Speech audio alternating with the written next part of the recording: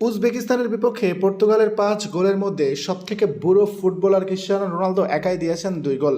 পর্তুগালের কাছে রীতিমতো উড়ে গেল উজবেকিস্তান। বিশ্বকাপে উজবেকিস্তানের বিপক্ষে পর্তুগালের দ্বিতীয় ম্যাচে ক্রিস্টিয়ানো রোনালদো জোড়া গোল করে রেকর্ড বইয়ের পাতায় ওলটপালট করে দিয়েছে। পর্তুগালের হয়ে সর্বোচ্চ গোলদাতা হওয়ার পাশাপাশি ৬ বিশ্বকাপে গোল করা একমাত্র ফুটবলার হয়েছেন তিনি। এবার বিশ্বকাপ ইতিহাসে সবচেয়ে বয়স্ক ফুটবলার হিসাবে জোড়া গোল করার রেকর্ডও করলেন CR7। ৪১ বছর ১৩৮ দিন বয়সে বিশ্বকাপে জোড়া গোল করলেন তিনি। এর আগে এত বছর বয়সে জোড়া গোল করার রেকর্ড ছিল না কারোরই। জোড়া গোল করলেও বিশ্বকাপে সবচেয়ে বেশি বয়স্ক ফুটবলার হিসেবে গোল করার ৮টি রেকর্ড নিজের করে নিতে পারেননি রোনালদো।